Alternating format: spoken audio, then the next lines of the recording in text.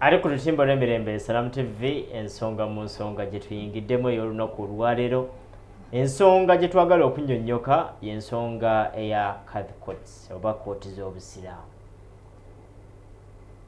Ssemateeka wa Uganda wa 1995 etteeka lino mweriri era mulimu etteeka eryo naye emyaka kati 3 nga tebyogererwako era nga teriteekebwa mu nkola obanga kooti zino nazo tezirabikako tezirina we ziri.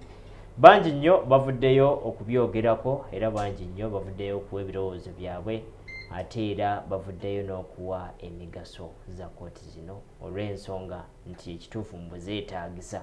Tugenda kumanya ddala zeetaagisa lwaki zandibaddewo lwaki zirina okubaawo ye we zinaabeerawo zinaataasa ki. Olunaku olwaleero bye tugenda okubanga ate tusunsula bye tugenda okubanga twogerako eryange nze Omwali Kikaye ndi ne Kanso Sauda Nsereko.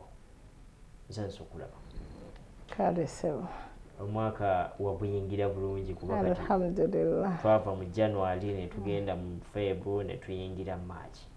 Alhamdulillah Ekisiibo alhamdulillah kyatambudde bulungi alhamdulillah ate Idi alhamdulillah yatambudde bulungi yadde twamaze ne tufuna omuswiba Allah bw'ati bwabigereka bw'atwabiteeka naye buza kuba tulaba. Assalamu alaikum warahmatullahi wabarakatuh. Abalabi ba Salamu TV amanya Sauda Nsereko mwebale kutulaba mwebale kutuwuliriza nakubeerawo ne Salamu TV kugiraba n'okugiwa obuwagizi kubanga okulaba kwammwe kwe kugiyimirizaawo TV yaffe eno ey'obusiraamu. Assalamu alaikum warahmatullahi wabarakatuh. Mwasize mutyeyo basebo ne banyabo. Omanyi lwaki nkutandikiddeeyo omwaka guva gwatandika tetulabaganangako bwe kiri kyova olaba ensonga lwaki nkutandikiddeeyo. Tusooka ate okubagiza banywanyi bo mikwano gyange olw'okufiirwa Haji Abdul Mubiru Musoke. Saba Allah amugondezeemu amusonyiwe byonna ebyamusobako amuwe jjana singa obulungi Jannatul Firdaus. Amiina ya Rabbi. Ekituufu mwe nammwe bannamateeka mutya okufa? Tutya. Oba mukimanyi nti Allah yatuteekawo etteeka nti lyakufa? Ekyokutya si kya bannamateeka, ekyokutya kya ddiini kyabukkiriza. Naye era nga nkimanyi nti ne bw'otya okufa era olina okufa tteeka naye olw'okubanga bw'oba mukkiriza ng'obadde okola ebyo by'olina okukola. Yes, okutya kwa buntu naye okukkiriza nti kirina okukubaako ffenna kye tulina okutunuulira twetegekera enfa yaffe. Biki by'okoze ebirungi ki by'okoze kiki oyongedde ku busiraamu kiki okendezaako kiki ekinaakwogерwako ng'omaze okufa. Ndowooza kyekyo ekintu ekikulu kye tulina okutunuulira mu ddiini yaffe ey'obusiraamu. Obwannabateeka bwe muli ffe tukwasa amateeka ga nsi naye ate waliyo n'amateeka ga Mungu ge tutasobola kuwakanya ge tutasobola kukyusaamu. Kati mwe mugatwala mu maaso ffe tugenyigamu bwenyizi. Bw'aba yagera ekintu kibe nti bwe kityo bwe kirina okuba ffe nga twenyigawo awo nga tujja tukutaputira. Program mukeze abakyagolera ku olwaleero twagala tutunuulire ebbanga ddene nga tuwulira Kadhi Courts zoogerwako era nga buli omu awa ebirowoozo bye. Waliwo ne wennalaba nga abakulembeze b'obusiraamu basituse bagenze mu Parliament okuba nga bawaayo ate byo bye basuubira ebyandibadde etteeka lino nga liteekebwa mu nkola. Tolaba nga emyaka 3 giba mingi plus. Emyaka 3 mingi tubadde tukirwanako nnyo nga luli nga nkyali Vice President wa Uganda Muslim Lawyers Association. Ndi musanyufu okubategeeza nti ffe abamu kwaba abakulembeze b'obusiraamu bwe mwalaba mu Parliament nga tugenza okuwa ebirowoozo byaffe ku ngeri entambuza y'obufumbo y'okwawukana y'abaana n'obusika ebiri mu busiraamu engeri gye birina okukwatibwamu era ebbaga eryo livuddemu ebyo ebirowoozo kyensuubira bye twawa paliamenti. Ekyo kimu. N'ekirala bw'otunuulira judiciary esiga eddamuzi era nabo bafuna okukaluubirirwa mu kuteeka amateeka g'abasiraamu mu nkola naddala ng'abantu bagenzeeyo nga baagala kwawukana bwe baba baagala balamula kangeze nga bakozesa obusiraamu ku by'abaana kubanga mu kwawukana olina okutunuulira abaana tosobola kulowooza kwawukana nga totunuulidde baana totunuulidde ebintu abantu bye baafuna ababiri nga totunuulidde na busika kubanga mu bufumbo mwe muva okwawukana mwe muva obusika mwe muva n'abaana so kaakati ng'etteeka ssemateeka wa Uganda akawuliro 129 yali etaddewo nti amateeka agafuga mu kkooti za Uganda ezimu ku zo ezigenda okuteekebwa mu nkola mwe muli kkooti gye tuyita Kadhi Courts. Kadhi Courts ze kkooti ezirambula engeri amateeka g'obusiraamu gye gagenda okukwatibwamu gye gateekebwa mu nkola mu bufumbo maybe si nnyo naye mu kwawukana ekkooti zino zijja nnyo mu kwawukana mu baana mu by'obusika n'engabana y'ebintu abantu bye babadde bafuna ababiri. Kati tutandikire mu ssemateeka wa Uganda. Kawaayiro ke kwogera ku ekyo oba kawaayiro 129. Akawaayiro ako kagamba ki? Kagamba nti Uganda ejja kufugibwa ekkooti ez'enjawulo nga mwe muli ekkooti zino eza bulijjo nezirambika ekkooti zino eza bulijjo nga bwe muzimanyi neeyongerako ne Kadhi Courts. Kadhi Courts nayo kkooti erambikibwa mu ssemateeka yadde ng'ebadde erambikibwa kye tubadde tubulamu kuteeka eno kkooti mu nkola. Ekkooti zonna babadde bazikolera amateeka amalala agazitambuza naye nga Kadhi Courts era zo ziraba nti ne kati weeziri zikola emirimu zikola naye nga Kadhi Courts yo teyina mateeka gagitambuza engeri gy'erina okukwatibwamu baani abalina okusala emisango engeri gy'etambulamu engeri bw'oba toli mu mativu n'ensala y'omulamuzi asooka ojulira wa kati emirundi ekisinga abamu kye tubadde tukola oba abalala kye babadde bakola nga tugenda ku muzikiti nga tugenda ewa imaamu ne tumugamba munaaye omwami ono sigenda kumusobola mbadde nsaba twawukane ne tukola empapula ze tugenda okukola yadde nga babadde bakikola nga kkooti ezimu zigamba kale ebyo bakoze eri bajja bigoberera mu kkooti zino naye ate waliwo petition gye baateekayo mu constitutional court mu interpretation kkooti n'esalawo nti yadde nga babadde basala emisango ku mizikiti byabadde basala si bituufu. Lwaki si bituufu? Kubanga tewali tteeka lirambula mu ntambula ya Kadhi Courts zino n'olwekyo ng'abantu abasiraamu balina kugenda mu makooti gano aga bulijjo okubalambika engeri gye bagenda okutambuzaamu okwawukana kwabwe okw'abaana n'ebyobusika naye nga obulungi ki obuli mu kkooti zino? Linda ku katono tunyonyoke kubanga zino kkooti zino endala ssemateeka aziwa engeri gye zirina okuddukanyamu emirimu gyazo kati Kadhi Courts zetwagala zijje ssemateeka alina walambulirira nti Kadhi Courts waliwo kkooti esookebwako waliwo kkooti eyokubiri waliwo kkooti kati ssemateeka yo ewa kkooti mbu wagenda kubeerawo kkooti bweti naye kye tuyita operationalization okugiteeka mu nkola ebeere ng'etambula babaga etteeka erigenda engeri kooti bwegenda okutambula bw'otunuulira kye tuyita magistrate courts waliyo kye tuyita Magistrate Courts Act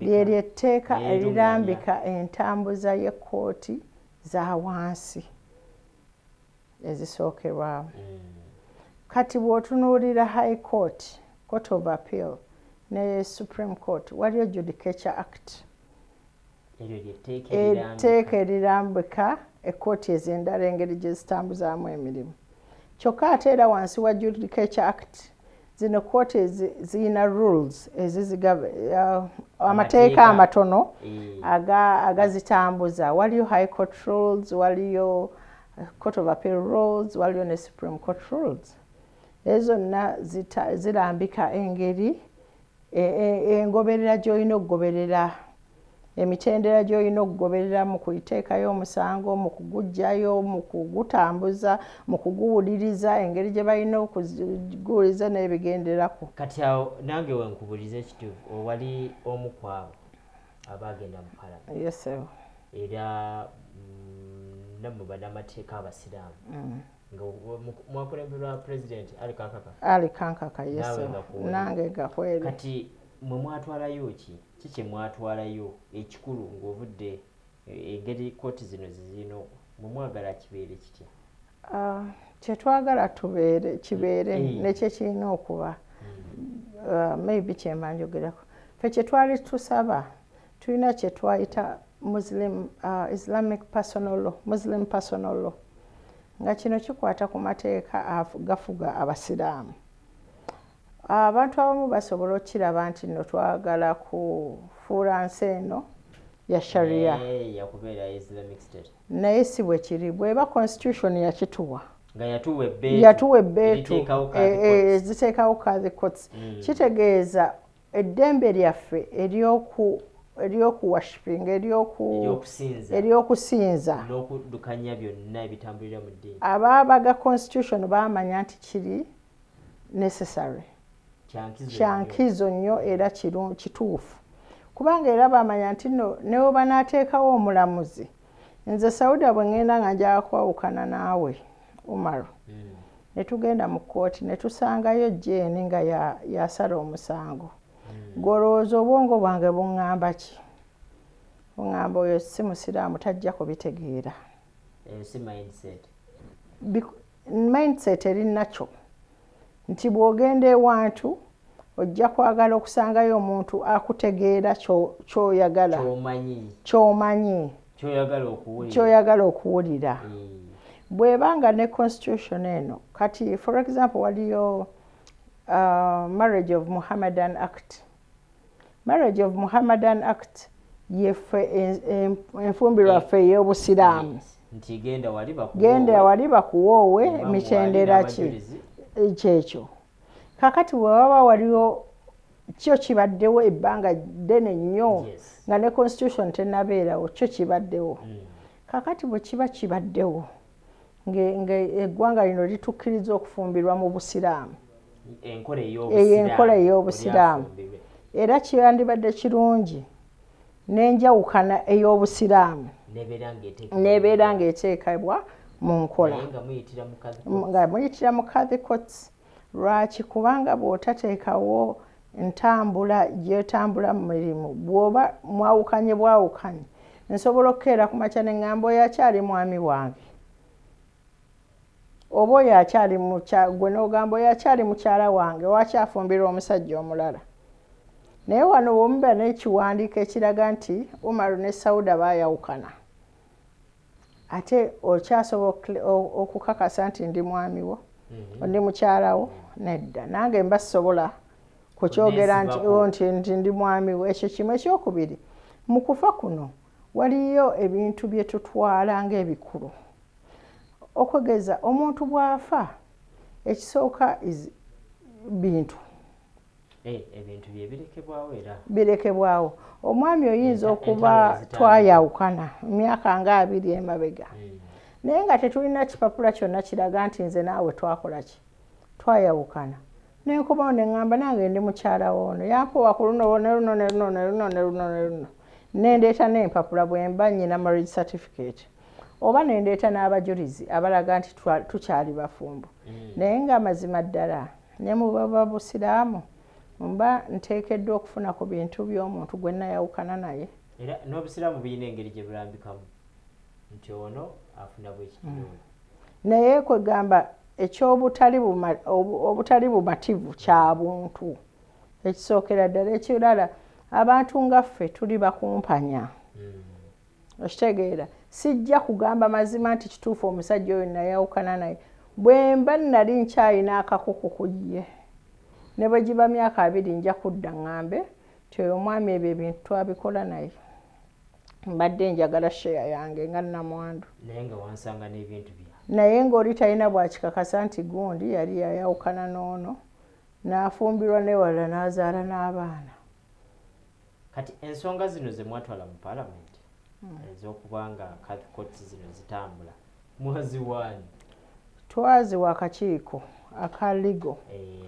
akaligo ke kaali kabuuliriza ebbanga eryo baali bagezaako okuteeka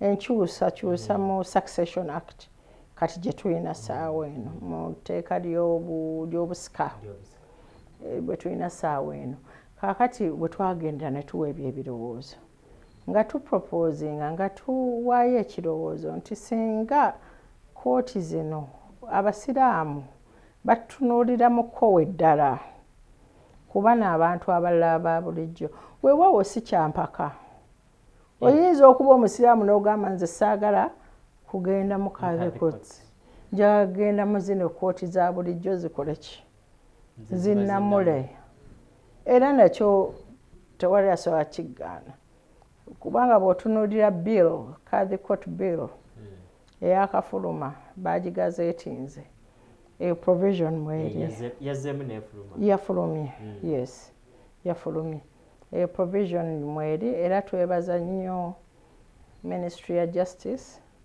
ne twebaza Parliament ne twebaza n'essiga eddamuzi okulaba nga tteeka lino litandikwa okulowoozebwako kubanga lwe lusoose okulirowoozaako tebalirowoozangako mu myaka 3 constitution yabagibwa 95 essaawa eno tuli 226 egyo si myaka 3 omwana eyazaalibwa mu 95 kati aba n'emyaka 3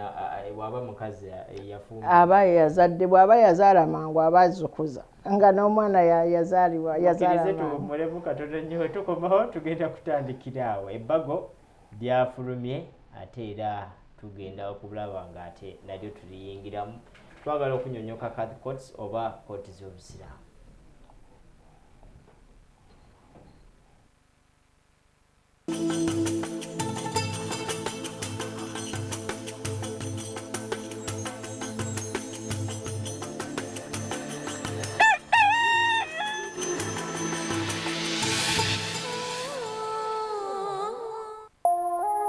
Eno ye Salam TV. It might seem crazy what I'm about to say. Here's how you chase that gray away. You're a hot air balloon that can go to space. With the air like you don't care, baby, by the way.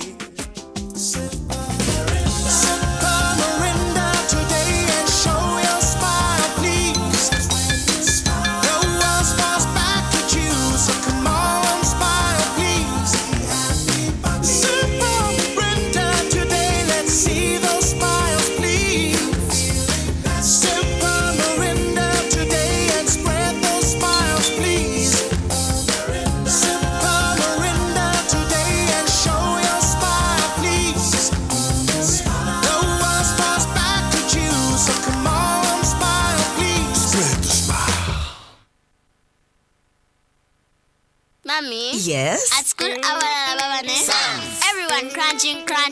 Nange ku mulimu nga nkola. When I'm watching my kazanyo. Anti ku highway nga mvuga. Sisumagire ekyo shuwa. Hani mwana muwe. Get your favorite packet of Psalms from a shop or supermarket near you and crunch. Get yourself a packet of Psalms and start crunching. Psalms, taste the difference.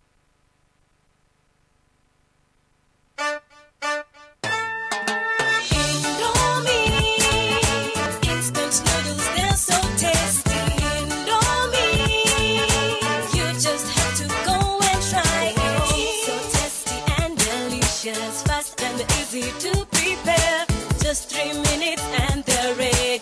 You can have them anywhere. Indomie Instant Noodles is available in 3 flavors of chicken, beef, and vegetable. Buy your Indomie Instant Noodles in supermarkets and dukas near you anywhere across Uganda. Indomie Instant Noodles, Uganda's best loved noodles. There is a new way to keep your breath fresh all day. Introducing Movit All Day Tooth to give you powerful night gum defense and teeth whitening. The charcoal flavor gives you and power stain removal, and the herbal delivers natural strength for healthy confidence. Choose Movit All Day Toothpaste and enjoy freshness day.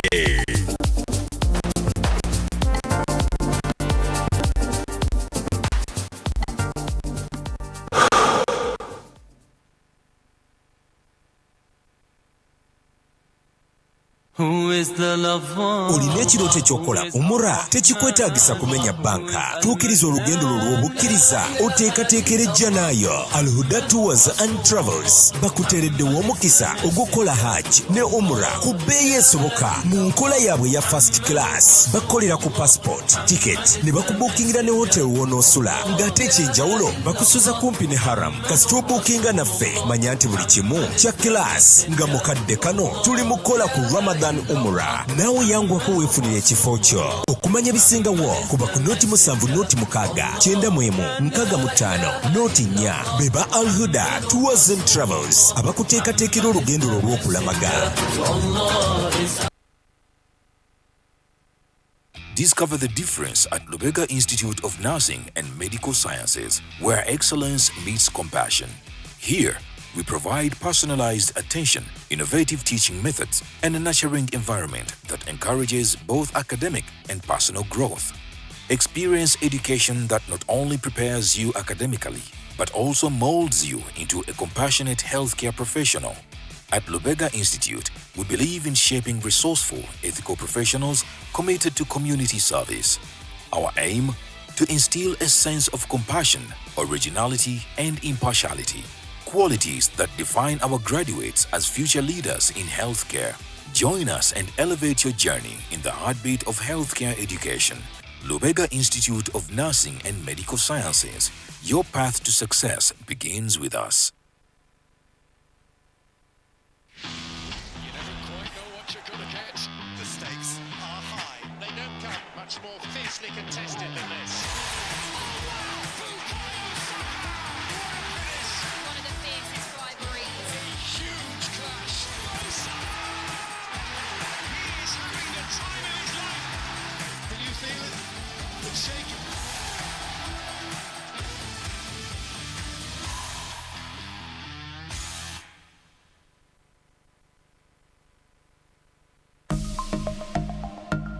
Byolina okukola obeere steady. Weegendereza abakwetoolodde. Bw'oba oteekamu pini y'omu bbanka oba mu ssimu, kakasa nti teri agiraba. Eremu we batalaba mapeesa g'onyiga. In partnership with Uganda Communications Commission and NBS. It might seem crazy what I'm about to say. Here's how you chase that gray away. You're a hot air balloon that can go to space.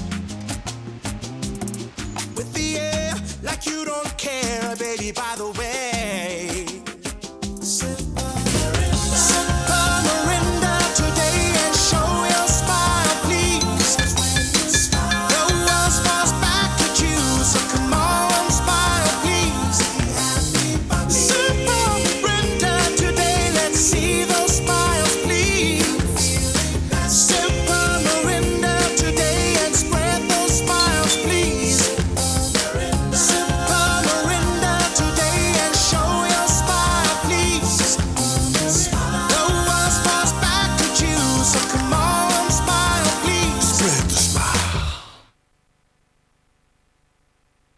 travel tip. Pay close attention to pre-flight safety briefings and show respect to the crew. Inappropriate behavior can compromise the safety and comfort of everyone on board. Familiarize yourself with the safety briefing card to ensure you are prepared in case of emergency. In the unlikely event of an emergency evacuation, it is crucial to follow crew instructions promptly and respectfully.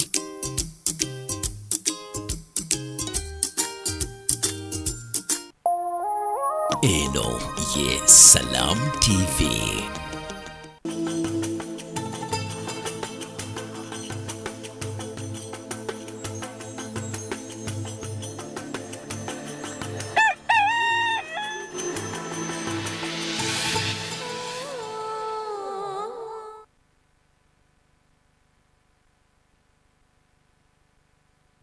Program omukeze amanya agangenze mu Mauro Chikaye tuline Council Saudan Seleko tuli mu kunnyonnyoka kooti zino ez'obusiraamu.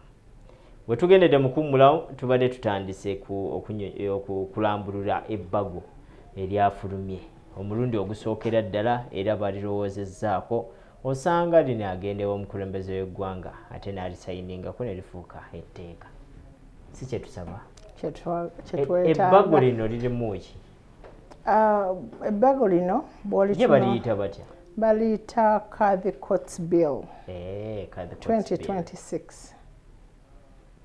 Tusuubira maybe omwaka we gunaggweerako lijja kuba lifuuse Kadhi Courts Act nga lifuuse etteeka eryetengeredde litsobola okukozesa ng'abasiraamu abaagala okulamulwa mu nkola y'obusiraamu nga oyagala kulamula mu nkola y'obusiraamu ng'osobola okutambuza n'eryo etteeka. Bw'oba owulira oyagala kulamula mu nkola y'ensi ng'ogenda mu kooti zino eza bulijjo, ekirungi tebakaka muno era balagirawo nti voluntarily, kitegeeza oba weesiimidde nga kyoyagala. Ekyo kye twali tulwanako okulaba nti abaagala okubalamula mu busiraamu at least kooti zibeerewo ng'esobola okulamula mu busiraamu. Ekyo nno kitwala obukkiriza omuntu okugamba nti anze kangende mu kooti y'obusiraamu. Bwe kiri kiba kitegeeza oyo akkiririza mu ekyo ey'obusiraamu mu ddiini. Era nga tewaliwo kikontanira na constitution yaffe ya Uganda kubanga neera ne constitution yaffe yennyini ekikkiriza bw'eba etuwa eddembe okusinza lwaki tenzikiriza kutambulira mu biki byenzikiririzaamu. Ebbago lino lirimu buwaayiro ki omuntu owa bulijjo bw'ayinza okutegeera? Ebbago lino liteekawo ekooti zino neliteekawo entambula za kooti, neliteekawo okujulira. For example, okuwa ekyokulabirako waliwo kye tuyita district Kadhi Courts, ne wabeerawo regional Kadhi Courts, ne wabeerawo ne Kadhi Courts I think ezisinga ku regional, national Kadhi Courts. Nti bw'oba owulira tomatidde kooti kyesooka eya district Kadhi Courts, bw'oba owulira tomatidde ne kooti ya district ng'ogenda mu kooti eddako, bw'oba owulira naye tomatidde ng'ogenda mu ya national. Ekitegeera kiteekawo emitendera gy'okujulira ziri 3. Kati ebbago eryo lyogera ku bukulembeze? Boogera ku chief Kadhi, deputy. Ebisaanyizo ekimu ku byo olina okuba nga oli musiraamu. Ekyokubiri olina okuba nga wasoma, olina degree mu Sharia law. Bameka simanyi, naye kyemmanyi nti okubeera nti osobola okulamula. Osobola okulamula ate omanyi kiki ky'olamula. Okitegeera ani ayagala omuntu ataasoma kintu mulamula? Yes, tulina baseeka abamu nga bakabalaza akabalaza oba mukitegeera si kuvoola naye nga naffe gye twayigiranga abasinga naye waliya kati tulina amasomero agasomesa ebintu bibiri gasomesa theology ne gasomera ne secular omwana asomye theology n'atuula P7 y'Oluwarabu n'atuula S4 y'Oluwarabu n'asoma senior 6 thanawe n'agenda n'asoma degree tosobola mugeraageranya na muntu atayise mu mitendera egyo okitegeera kiringanga singa ndi munnamateeka nyinza okuba mmanyi amateeka naye nga siri munnamateeka gwe wandinyumiddwa omulamuzi okubeera walinga mulamuzi naye nga teyasoma amateeka nga teyayita mu mitendera gimufuula mulamuzi omulamuzi kitegeeza olina okuba omanyi olina okuba osomye olina okuba otegeera ekintu kati ebbago akakawayiro mwekali ak'ebisaanyizo ate ekirala olina okuba obadde okola ebintu bino ebbanga eriwera weewaawo olw'okubanga bipya naye era waliyo ababadde babikola ate era nga bamanyi nga basomye nga basoma nze mmanyi abaana bangi bannamateeka balooya nga basoma ebintu bino byombi nga basoma sharia nga ate yasoma n'ebyensi oyo ate abeera mulungi nnyo aba atuukiridde ku bisaaniizo yasoma sharia n'asoma ne degree mu sharia n'asoma ne degree mu mateeka kati mwe mwagendayo mu parliament ebyo byonna mwabyogerako ebyo byonna twabyogerako ze zaali recommendations zaffe ku bisaanyizo kubanga okufuna kye tuyita acceptability okukkiriza mu bantu tono omuntu gwe ngenzeeko wamma ategeera byakola osobola okugenda n'ogamba omuntu ataasoma kintu nti namula tosobola ekitegeeza ki bonna baseeka abali eyo nga tebatambudde mu egyo emitendera okufuna degree mu sharia law kitegeeza bajja kuteekebwa emabbali tetudisputinga bwaseeka bwabwe tetugambye nti si bwaseeka asigala seeka naye waliyo ebisaaniiso ebyenkizo by'olina okuba nabyo kitegeeza ki obudde bwabwe nabwo butuuse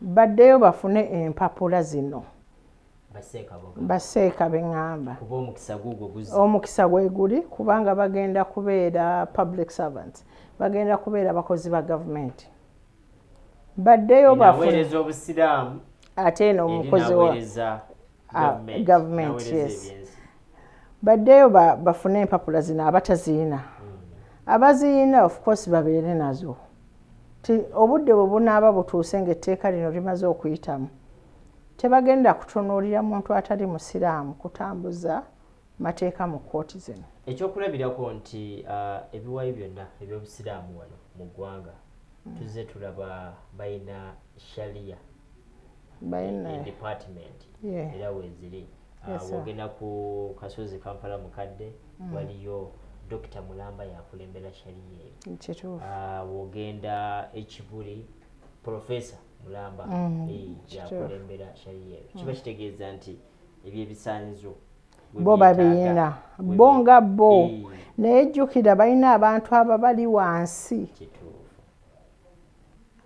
wansi bo babiyina jjukira tulina district mmeka mu Uganda zisukka so buli district kitegeeza egenda kwetaaga Kadhi Court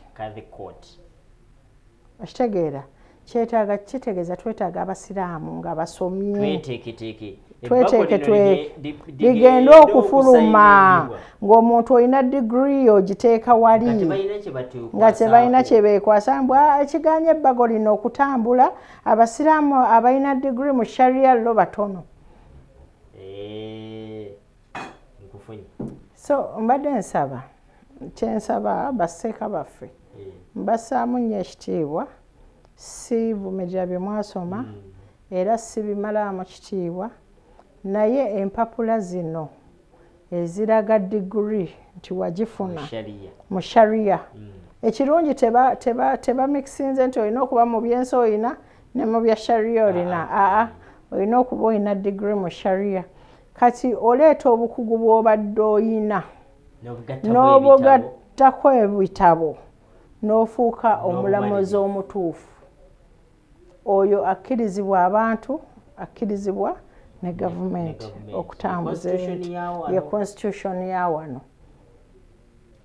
okulubirwanisa kubaawo bulijjo naye si kikulu ffe tujja kusigala nga tusindika ekintu kyaffe mpaka naye tweteeketeeke mu kukisindika kino tulina okweteekateeka kubanga bwe tuteekateeka kijja kuleetera oli abadde tayagala kikuwa kulaga nti nno okulaga nti munnaye nandikikuwadde naye teweeteeseteese ngezezzaako naye teweeteeseteese kimala okulaba nga ofuna ekintu ky'olina okufuna so abakulembeze b'eddiini babeere nga bakimanya baseeka bonna abakulembeze b'eddiini mu mizikiti egy'enjawulo mbadde nsaba mukubirize baseeka baffe bayite mu gino emitendera gy'okusoma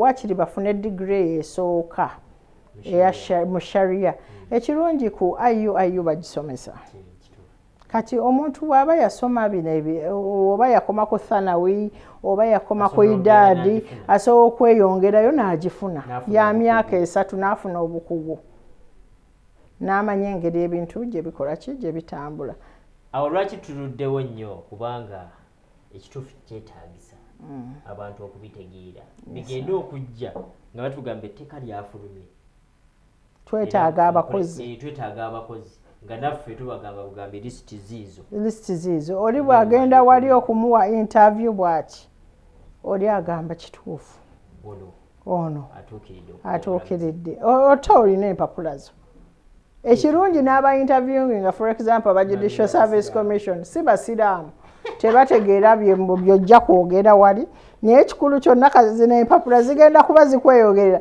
ekirungi ky'omuntu okuwa interview nga tategeera byakubuuza naye gw'omutwala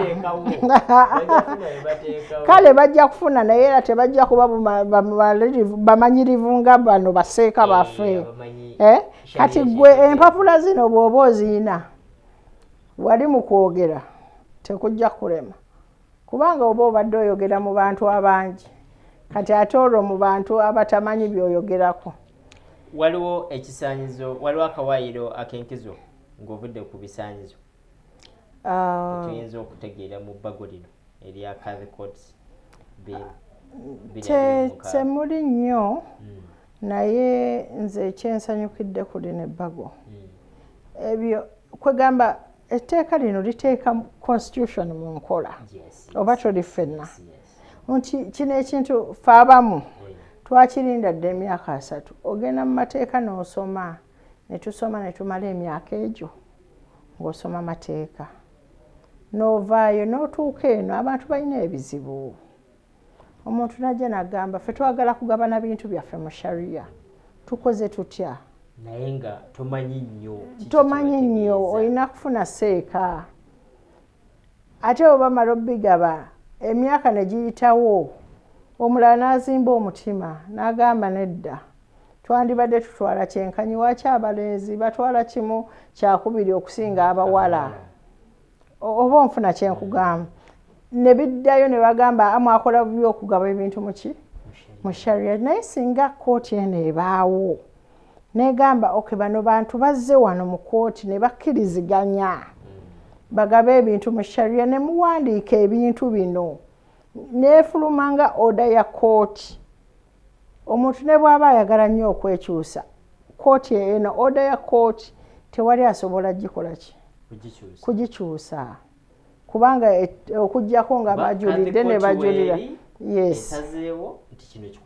kikolebwe bwe kiti tugende ku migaso ng'obudakiika buno bwe butambula emigaso gya Catholic Courts zino zijja era tuzisuubira nti zigenda kuvaawo naye zigenda tuyamba mu ki zigenda tutaasa tutya waliwo abuziza ekibuuzo ng'atugenda ku ekyo agambye nti ye bamutulugunya okufa omukazi amukuba okufa kati ekirungi ky'obusiraamu buli woyingira ekintu yakuwa n'omuwaatwa ogufuluma kyentegeeza bw'aba yatukkiriza tufumbirigano yadde ng'okwawukana kikyayibwa kyebimu ku bintu ebisinga okukyayibwa naye ate kikkirizibwa olw'embeera eziteebereka kazi kotsi zituyamba tutya abantu bwe banaaba batuuse okwawukana nga baagala kwawukana mu busiraamu agamba kaŋŋende mu kazi kotsi ndowupe nga bataddewo ensonga ezo zonna kunkuba kukola biki naye ate ekirungi mulimu ate paati y'okutegeeragana we musobola okutuula ne mutegeeragana n'amanya nti nno munnaaye kyabadde akola si kibi si kirungi actually kiri kyombuuzizza akawaayiro ak'enjawulo mu kkooti eno mulimu kye tuyita conciliation mediation okutuula abantu ne batabagana ekyenjawulo kyokka kyendaba ekizibu kye bakiwadde ebbanga ttono abantu abadde tebatabagana emyaka 2 oba w'ennaku 14 nti mu nnaku 14 balina okuba bakkiriziganyiza ndabanga obudde obutono weeks 2 ndabanga obudde obutono kubanga abantu bwe batuukira okugenda mu kkooti zino butuufu baba ne bingi ebyokwogerako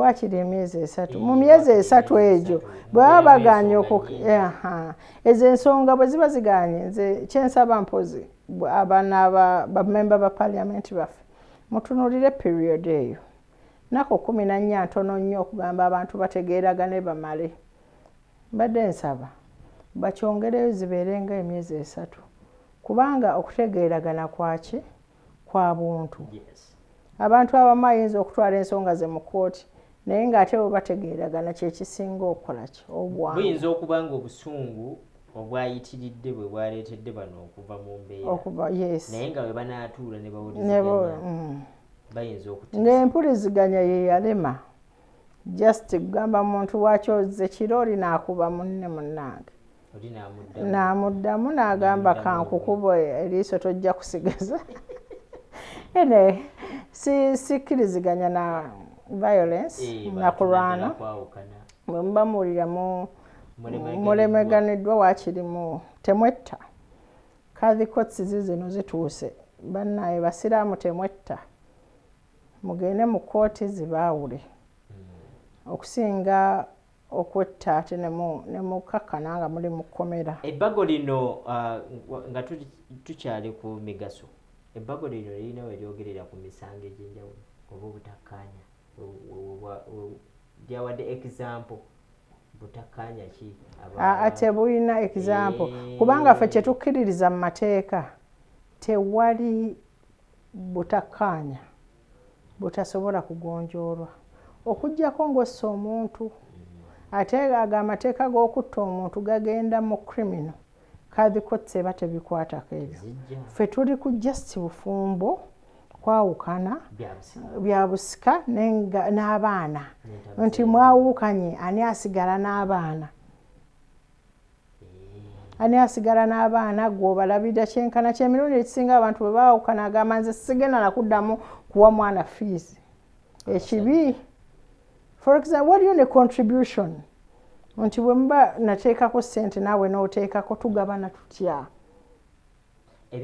ebyo byonna kazi kotsi mu bill mwekiri luli emirundi ekisinga bw'ogenda kuba abaseeka bano bo bamanyi nti nno omusajja yazimbira omukazi ennyumba bagamba nti kakati obusiraamu bugamba bwe buti ne bwe buti naye bw'oba obadde tokola by'olina kukola ebyo byonna lino etteeka libitunulamu netunulamu nti nedda naawe tokola by'olina kukola kati tukole bwetyo ne bistrikinga balance ne bigezaako okuleeta obwenkana nga tumaliriza dino ebbago we linaafuuka etteeka linaataasaako ku buli bw'enguzi kuba mu kwawukana eyo abantu bwe bagenda eyo wansi eyo waliyo kano anti kati obuli bw'enguzi bwe bugendo butaasiza wano nti bakugamba nti bw'oteekayo omusango mu kooti sasula ssente bwe ziti okufuna court order sasula bwe ziti mediator musasule ssente bwe ziti kibeera kirambike ne ssente mekazi olina obbasasula naye emirundi ekisinga because bibadde informal tuze tubiraba nti bannaddiini abamu eyo abavaayo anti kati emirundi abijabulajabulaawo kati kino nkirabanga bw'ogenda mu katale ti emirundi egisinga bwe biba ebintu nga si birambuke bulungi bwe nzija ne nkulaba ne ŋŋamba ono Umar alabika alina ssente atuweeyo obukadde 2 onjajinze kubanga nkutunuulidde ndaba yalina ssente atuweeyo bwe ziti ono bwe ziti naye waliwo kiba kirambike nti bw'oba mediation buli awa ya mitwalo 10 bwe ziwa awa 2 tolina bwonsaba bukadde bumeka 2 oba nziina oba siziina oba oyina kunsaba mitwalo 2 amateeka ze gakuwa obubaka obusembayo twebaza Allah olw'etteeka lino nze nga nze tulirwaniridde nnyo okulaba nga lirabwako era ndi musanyufu ndowooza we naaviira mu kuwoza emisango ate least nja kuba ndaba nti nno abasiraamu abo abawulidde nga basiimye bajja kusobola okugenda mu Catholic courts ezibalamule mu ngeri gye baagala mu ngeri gye baba basiimyemu ne mu kukkiriza kwabwe. Alaikum salaam wa rahmatullahi wa barakatuh. Tweyanziza nnyo tweyanzege ababadde batulaba. Bill yafulumye Catholic Court Bill 2026 yo yamaze dda okufuluma omulundi ogusookedde ddala era tulindiridde omukulembeze w'eggwanga okwongera okulitunulamu wanaateekako omukono ate lijja kuba lifuuse etteeka tulabe nga Catholic Courts zino zitandika okukola. Kanso Sauda akubiriza bannaddiini mwenna abali eyo naddala abakulembeze batandika okukubiriza bamaseeka abakulembeze wansi eyo bafune ate degree mu sharia bagenda okutuuka ng'ate naffe tweteeseteese bulungi. Eryange nze Omwalu Kikaye tubadde ne Kanso Sauda Nsereko nga twogera ku nsonga ya kooti ez'obusiraamu ebyo ebigenda okujjaawo mu maaso era tusaba era ekinaatera okutuukirira. Mukkirize tubagalize akaseera akalungi ate tubagalize n'olunaku olulungi tusinkane olunaku olw'enkya insha Allah wanaaba atuwadde obulamu. Bye bye.